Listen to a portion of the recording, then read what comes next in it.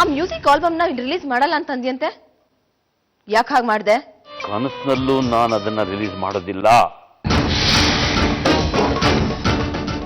ಆ ಆಲ್ಬಮ್ ಏನಾದರೂ ರಿಲೀಸ್ ಮಾಡಿದ್ರೆ ನಾನು ಈ ಪ್ರಪಂಚನೇ ಬಿಡ್ಬೇಕಾಗುತ್ತೆ.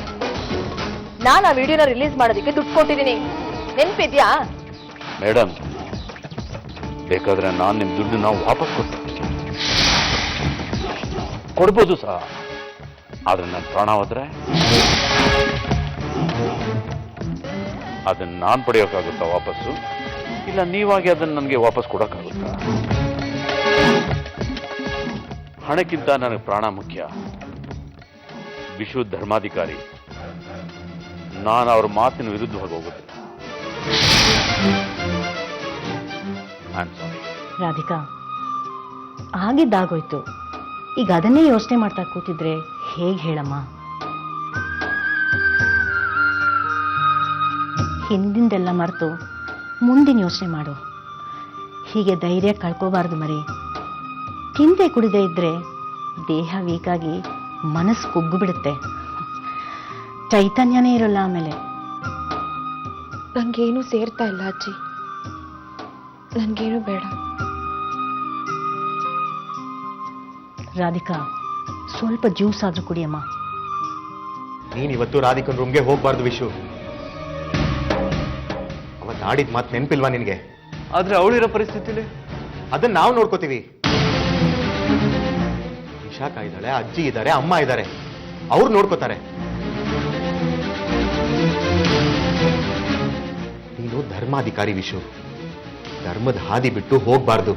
ರಾಧಿಕನ್ ಮಾತಾಡಿಸ್ಲೇಬೇಕು ಅಣ್ಣ, ನನ್ಗೆ ಹೋಗಕ್ ಬಿಡಿ. ವಿಶು ವಿಶು ವಿಶು,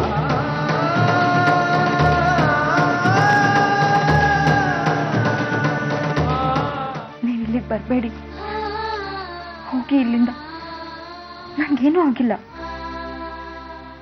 ಮನೆಯವರೆಲ್ಲರೂ ನಿನ್ನ ರೂಮಿಗೆ ಬರ್ತಾರೆ, ನಿನ್ನ ಮಾತಾಡಿಸ್ತಾರೆ. ಆದ್ರೆ ನಾನು ಮಾತ್ರ ಯಾಕೆ ನಿನ್ನ ಮಾತಾಡ್ಸೋಗಿಲ್ಲ?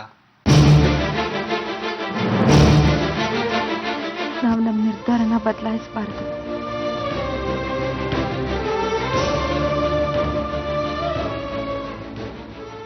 ನಾವಿಬ್ರು ದೂರ ದೂರನೇ ಇರಬೇಕು. ಎಷ್ಟೇ ದೂರ ಇದ್ರೂ ನನಗೆ ನೀನಿಷ್ಟ ರಾಧಿಕಾ. ನಿನ್ನ ಪ್ರೀತಿನ ಮರೆತು ನಾನಿರಲ್ಲ.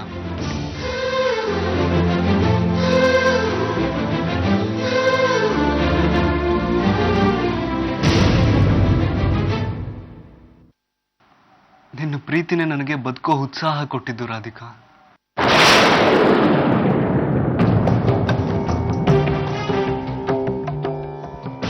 I love you.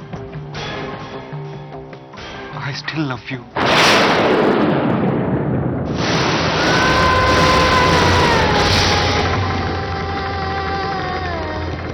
ಮೊದಲಿಗೆ ನನ್ನ ಪ್ರೀತಿನೇ ಬೇರೆ, ಈಗಲೇ ಬೇರೆ.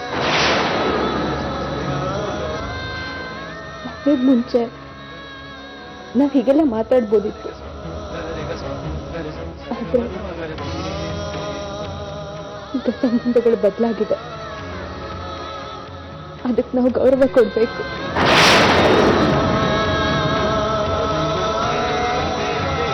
ಹೀಗೆಲ್ಲ ಏಕಾಂತದಲ್ಲಿ ನಾವು ಮಾತಾಡಬಾರ್ದು.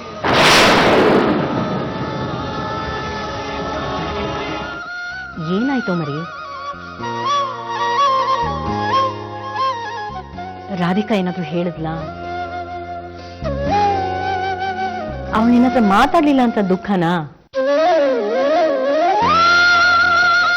ಪಾಪ ಕಣ, ಅವಳು ಸುಧಾರಿಸ್ಕೊಳಕ್ಕೆ ಟೈಮ್ ಬೇಕು. ನೀನ್ ತಾಳ್ಮೆ ಕಳ್ಕೋಬೇಡ, ಏನು ಚಿಂತೆ ಮಾಡ್ಬೇಡ. ಇವತ್ತಲ್ಲ ನಾಳೆ ರಾಧಿಕಾ ನಿನ್ ಪ್ರೀತಿನ ಅರ್ಥ ಮಾಡ್ಕೊಂಡೇ ಮಾಡ್ಕೋತಾಳೆ.